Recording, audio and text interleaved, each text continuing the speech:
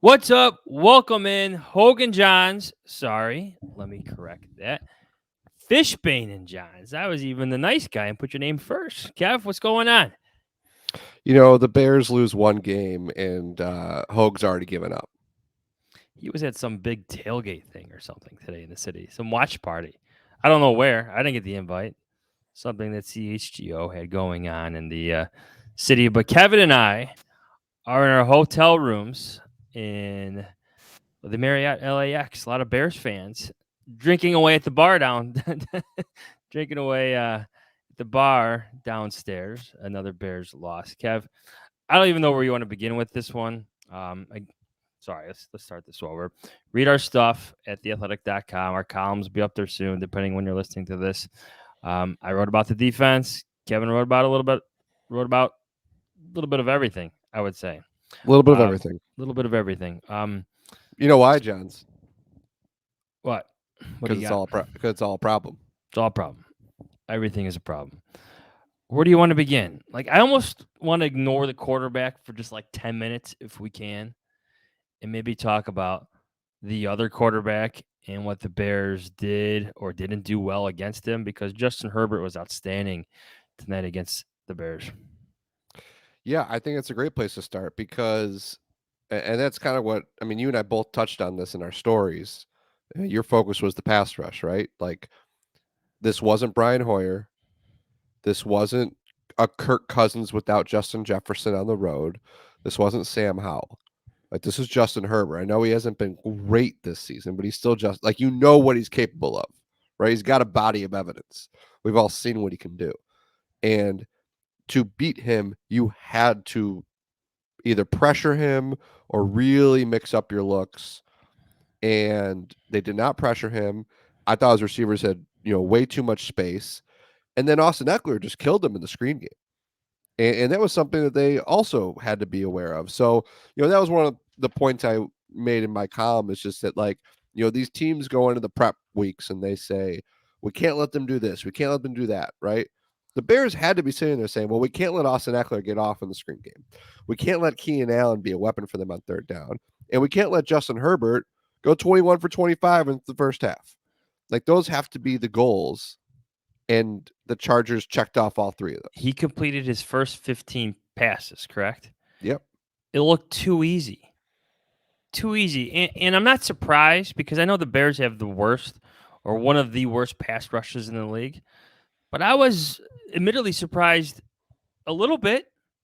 The I mean, Bears defense has been playing well. Matty yep. Eberflus is dialing up more pressure. I thought they were trending in the right direction. This was a couple steps backward.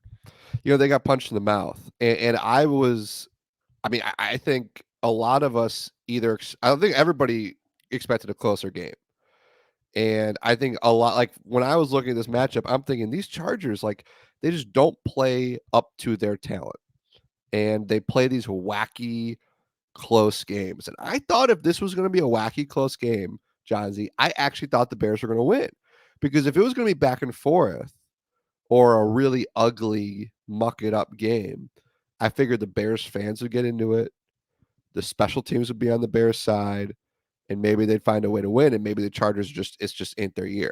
Well, the Chargers came out and was like, hey, we've got Justin Herbert, we've got Keenan Allen, we've got Austin Eckler, we've got Joey Bosa, we've got Khalil Mack. We're good.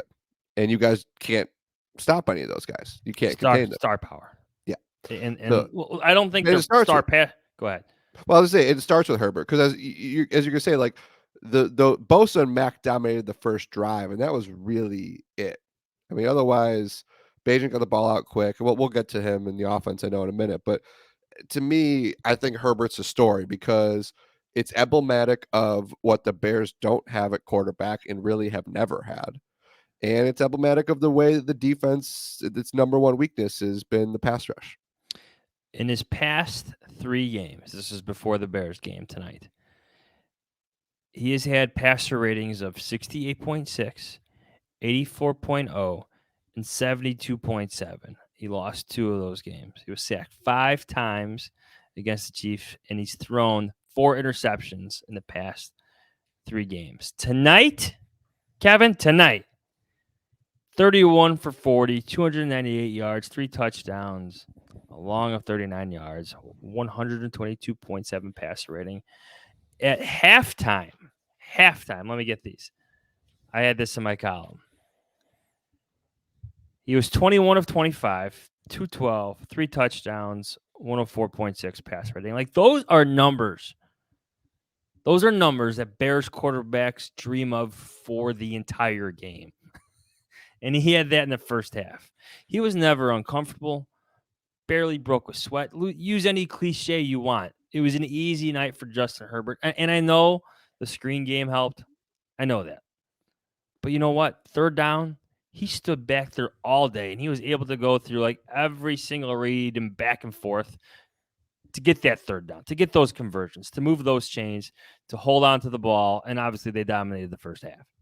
Well, I think also that last play of the first half was just totally summed up the first half, right? Where like just don't let them get to the end zone, and you're going to hold them to 3 points. And the throws to the tight end and Tyreek Stevenson's can't bring him down. And first of all, like, I mean, it was an easy pitch and catch. It was too easy. Because still, even if Stevenson got him down, I mean, like, the guy's got a size advantage over Stevenson, and he broke that tackle and got into the end zone. TJ Edwards missed a tackle on Austin Eckler's touchdown on the screen. Second half, there was a big play where there were 3 missed tackles, I counted. That's just like bad teams do things like that. And like the Bears just like, yeah, they played well the last 3 weeks. I don't want to take away from what the defense did the last 3 weeks. Yes, the opponents haven't been there, but they've played really well. And tonight they weren't able to do it, and that was the problem, because you dig yourself that hole. And like, you want to talk about Bagent? Not yet. Not yet. Because I was gonna say is, like, when the defense digs that hole, like, the Bears just never have an offense that can do that. Like, well, I said before the game, you cannot go shot for shot with Herbert if he's rolling. They're just not built to do that. To your point about having like a crazy game, like, you saw some of that like come into fruition in a sense, where Velus Jones Jr. slips and drops. Like, even when he slips, the ball hits him right in the chest, and he could catch it. Yep. I mean, 9 times out of 10, Darnell Mooney's making that catch. He is. Tyler Scott even. He's making that catch. This is just Velus Jones Jr. This is who we know him to be. But you thought that a crazy game was coming, and the Bears answer at 17-7. It's not out of hand. That was a 14 play, 75-yard scoring drive that lasted over 7 minutes for Tyson Bagent. A good drive. But then it was just so easy for them. So easy for them. 2nd and 10, 11 yards completions. 1st and 10, Justin Herbert, 12-yard completion. It's just 1st and 5, 23-yard run. Or 23-yard, I think this was a screenplay to Austin Eckler. I'm looking at the play-by-play here. Like, there's no negative plays. There's just not. The first splash play came, I think, TJ Edwards to the TFL. I don't remember when it was. It was like the first time anybody made like a defensive impact play. Yeah.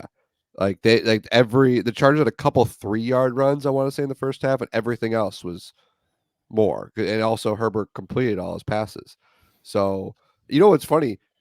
Here you go. You want to get wild here, Johnsy, because it's 1 a.m. 1 a.m. body Chicago clock time. I can barely speak, and it's 11 p.m. here. Should Darrington Evans have gone down at like the 3-yard line instead of scoring the touchdown? Oh, take some time off the clock. Take some time off the clock. Count on your offense to score. No, my answer to that is no. Just score, because you don't know what's going to happen. You're the Bears.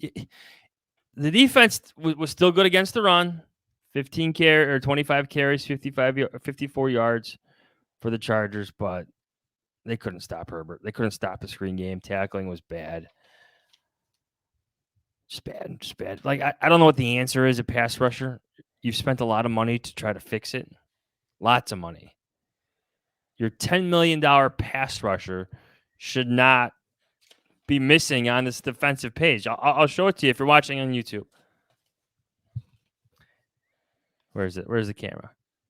Am I doing it right? Can you see that? Yeah, I There's can the see it. Bears' defensive stats. Mm-hmm. I get it up closer to the camera. If you're watching on YouTube, I am showing you the game book, which is all the final statistics according to the press box.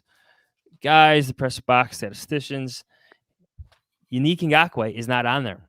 You You knew who know had more what? tackles than him? Darnell Mooney and Tyler Uh, Scott. I was gonna say I saw those guys on there. Um, it's funny, Johns. The defensive end I noticed the most tonight was Khalid Kareem. Walker had Demarcus Walker had he did I could think of 2 pressures he had, maybe 1 quarterback hit, but Khalid Kareem was probably the one I spotted the most. Yeah. Here's my thing about pressure. I've had this rant in other podcasts before. Like, pressures are fine, but quarterbacks are built to handle pressure. You got Mm-hmm. to hit them. You need contact. Like, they practice to handle pressure where they slide their feet, reset, throw the ball, scramble a bit. Pressures are fine. I want contact. I want the quarterback on the ground. I think Matt Eberflus he's exasperated in trying to explain his lack of a pass rush. He's dialing up blitzes for Kyler Gordon, TJ Edwards. It's all he could do. Let me ask you a question. When is Dravon Dexter like?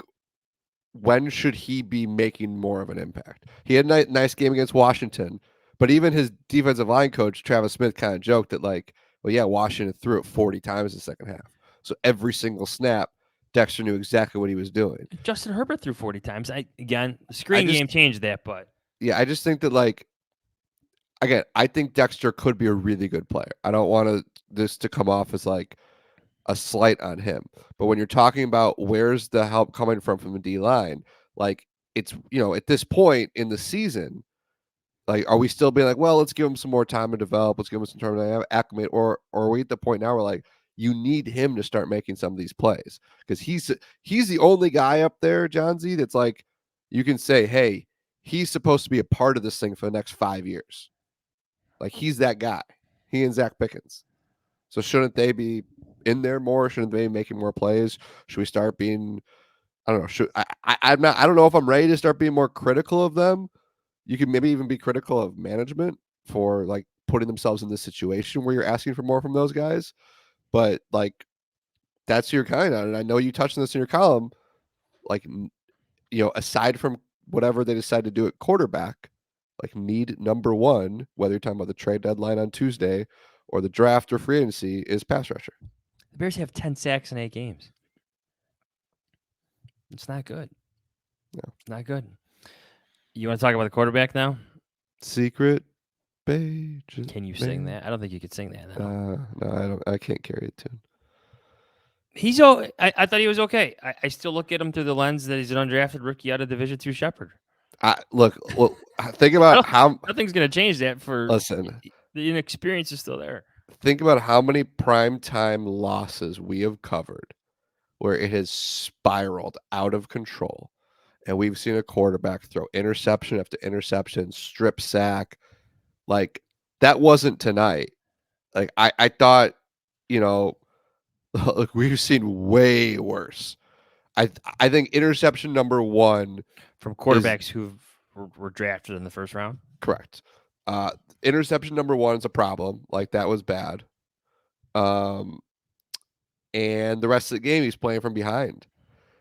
And look, 1 sack all game. I think if we're going to critique Justin Fields for all sacks he takes, I think it's worth pointing out that Bagent only took 1 tonight on the first drive of the game.